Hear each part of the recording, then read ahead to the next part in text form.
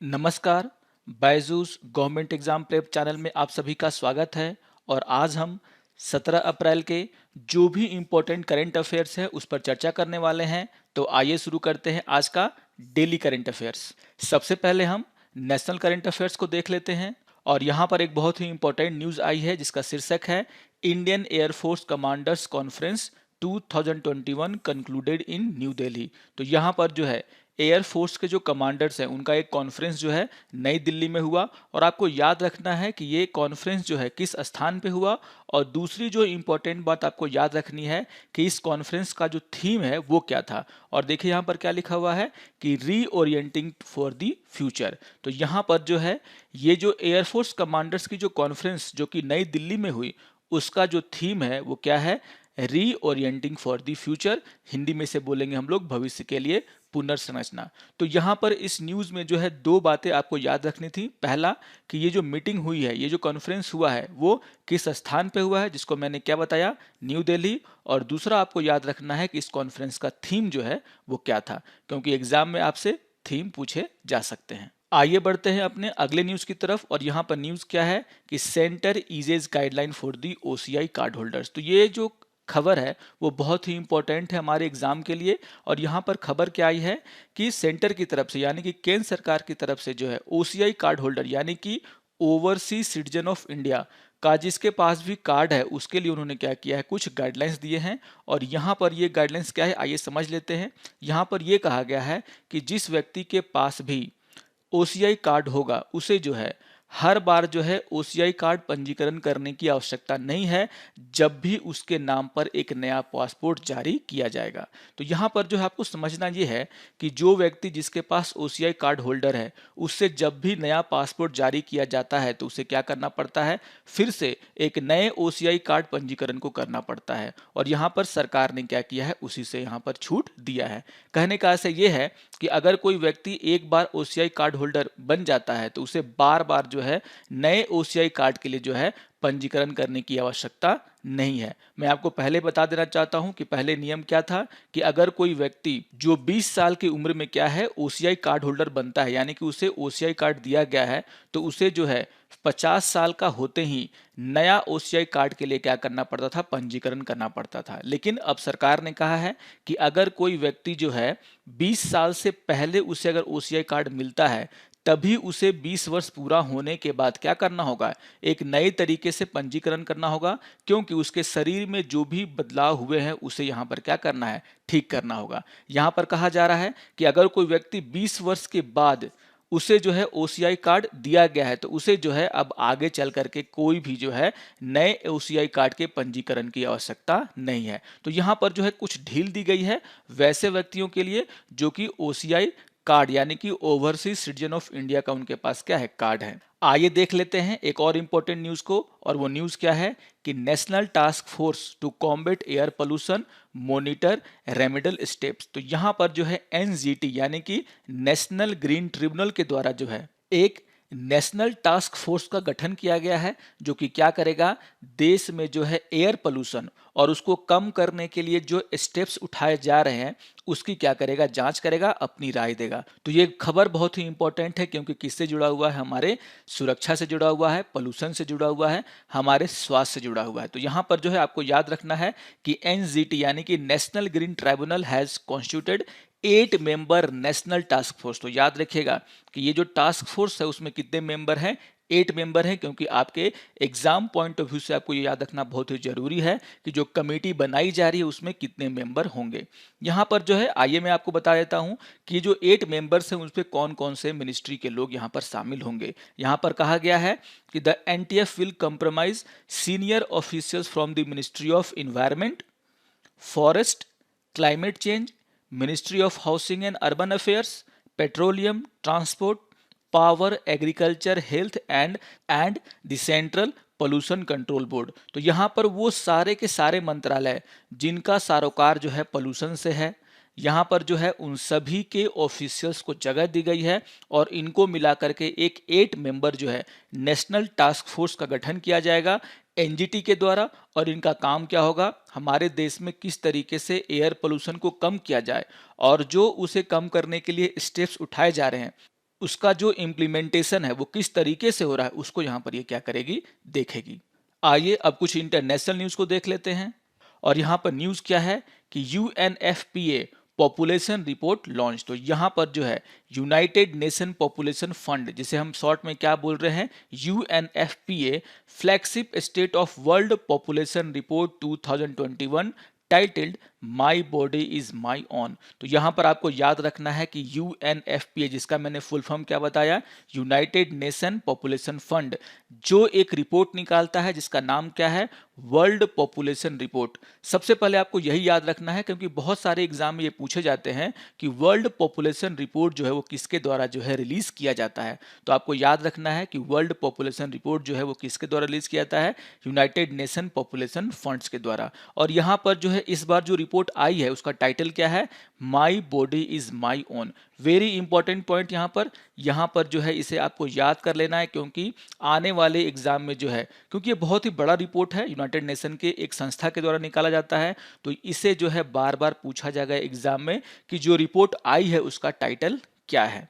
यहाँ पर जो है ये कहा गया है कि nearly half of the women from 57 country do not have the right to make decision regarding their bodies। तो यहाँ पर जो है इस रिपोर्ट में जो है महिलाओं पे जो समानता के अधिकार है उसके ऊपर चर्चा की गई है और कहा गया है कि जो 57 कंट्री जहाँ पर भी यहाँ पर सर्वे किए गए उसमें से लगभग आधे ऐसे महिलाएं हैं उन जिनके पास जो है ये राइट नहीं है कि वो अपनी बॉडीज का किस तरीके से इस्तेमाल कर सकें।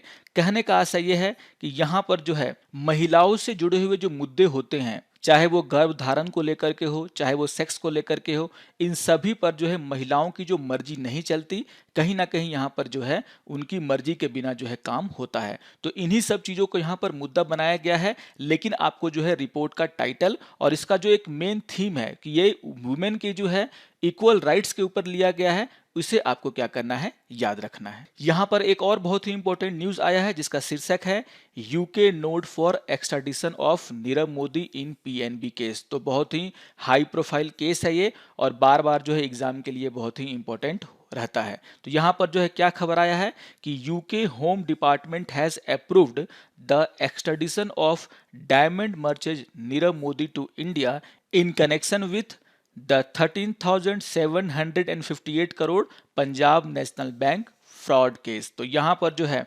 पीएनबी का जो 13,758 करोड़ रुपया जो यहाँ पर डूबा था, किसके कारण, नीरव मोदी के कारण। तो यहाँ पर इसी फ्रॉड केस में जो है क्या किया गया है, नीरव मोदी को जो अब यूके से क्या किया जाएगा, भारत में जो है प्रत्यार्पित, मतलब कि एक्स्ट्राडिशन उनका होगा। अब यहाँ पर जो है आपको याद क्या रखना है कि किस बैंक से जुड़ा हुआ ये मामला है, ठीक है ना, और किस देश के होम डिपार्टमेंट ने जो है क्या किया है, नीरव मोदी के एक्स्ट्राडिशन का यानी कि प्रत्यर्पण का फैसला लिया है।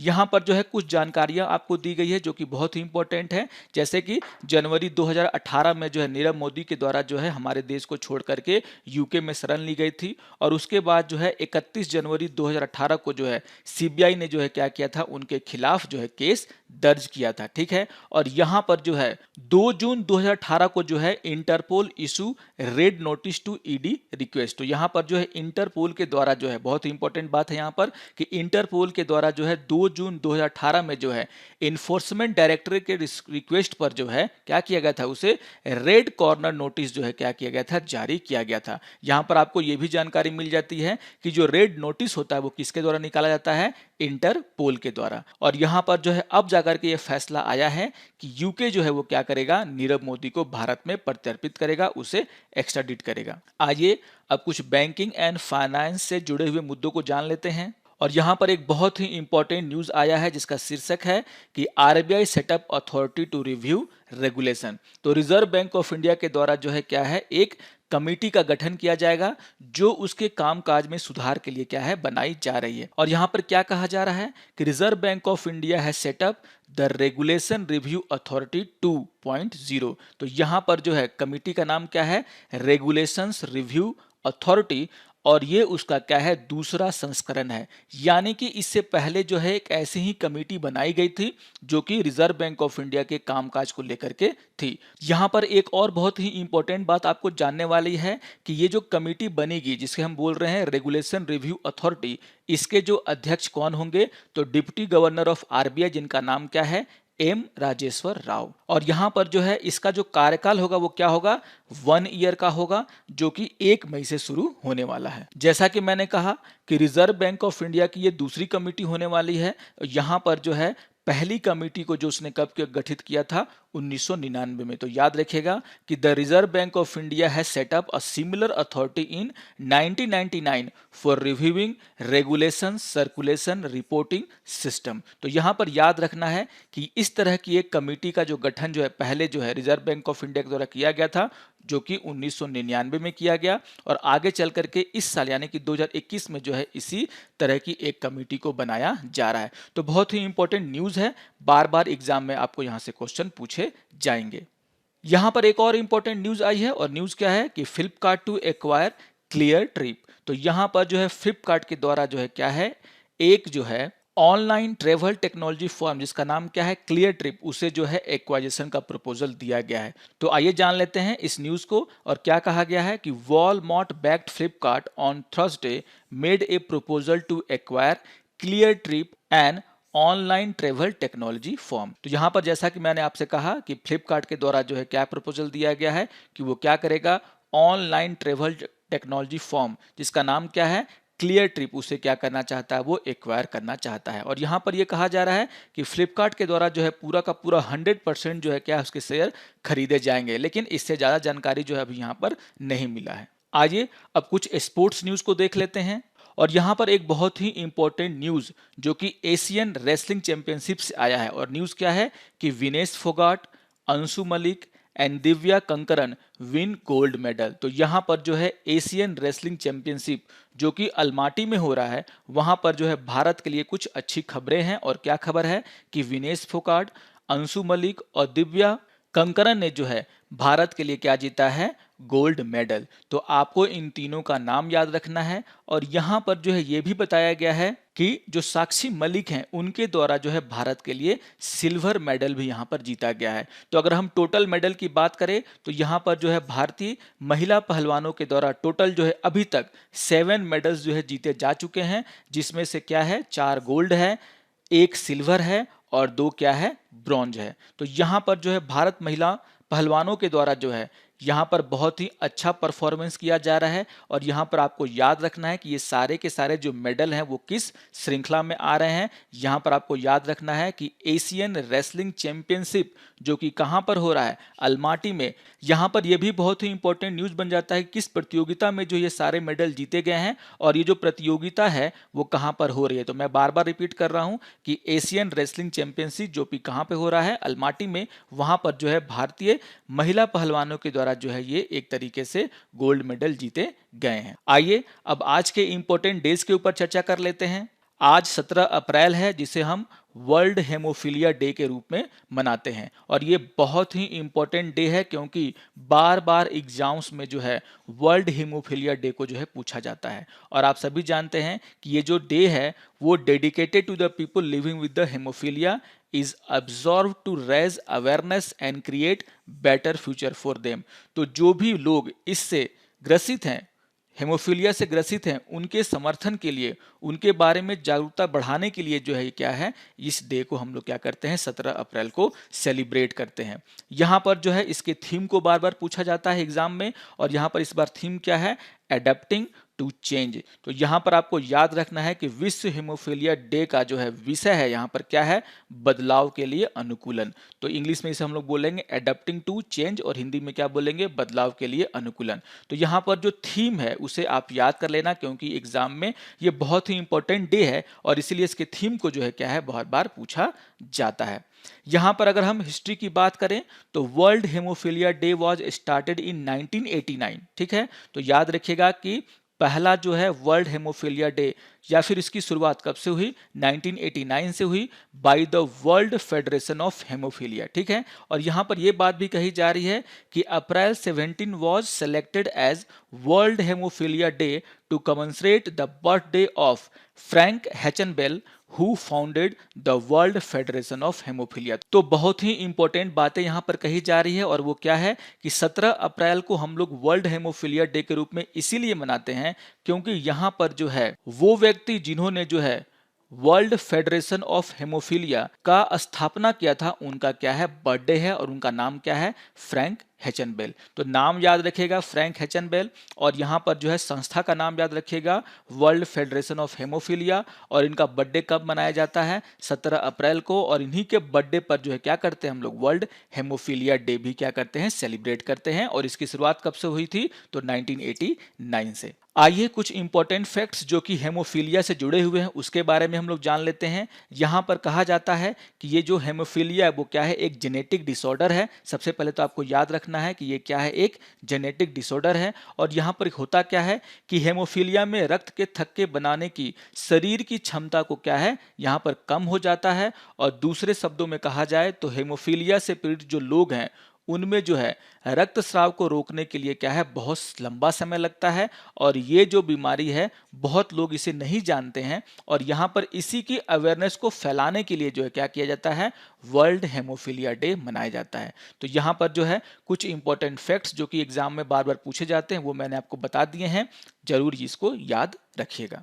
आइए अब आज के इंपॉर्टेंट फैक्ट्स को देख लेते हैं। और यहाँ पर जो है जो भी इंटरनेशनल ऑर्गेनाइजेशन जो आजकल न्यूज़ में है उन सभी का मैंने आपको नाम दिया है और उन सभी के हेडक्वार्टर्स को मैंने यहाँ पर आपको बताया है। तो ये ऑर्गेनाइजेशन जो कि क्या होते हैं न्यूज़ में रहते हैं उन्हें जो है एग्जाम में बहुत पूछा जाता है। तो आइए देख लेते हैं।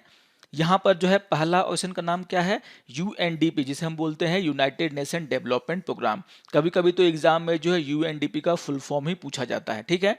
तो याद रखिएगा कि यूएनडीपी का फुल फॉर्म क्या है यूनाइटेड नेशन डेवलपमेंट प्रोग्राम, जिसका हेडक्वार्टर कहाँ पर है न्यूयॉर्क यूनाइटेड स्टेट्स। यहाँ पर दूसरा बैंक है एडीबी जो कि हम लोग बोलते हैं एशियन डेवलपमेंट बैंक, और इसका हेडक्वार्टर कहाँ पर है मनीला फिलीपींस, बहुत बार एग्जाम में आ चुका है। यहाँ पर तीसरा जो बैंक है वो क्या है न्यू डेवलपमेंट बैंक, जिसका हेडक्वार्टर कहाँ पर है संघाई चाइना। इसके अलावा यहाँ पर आईएमएफ जो कि बहुत ही न्यूज़ में रहता है उसका मैंने हेडक्वार्टर का नाम दे दिया है, जिसका हेडक्वार्टर कहाँ पर है वॉशिंगटन डीसी जो कि यूएस में है। इसके अलावा अंकटाड यानी कि United nation conference on trade and development, इसके फुल फॉर्म को भी बहुत बार एग्जाम में पूछा जाता है, इसे भी आप लोग याद रखिएगा।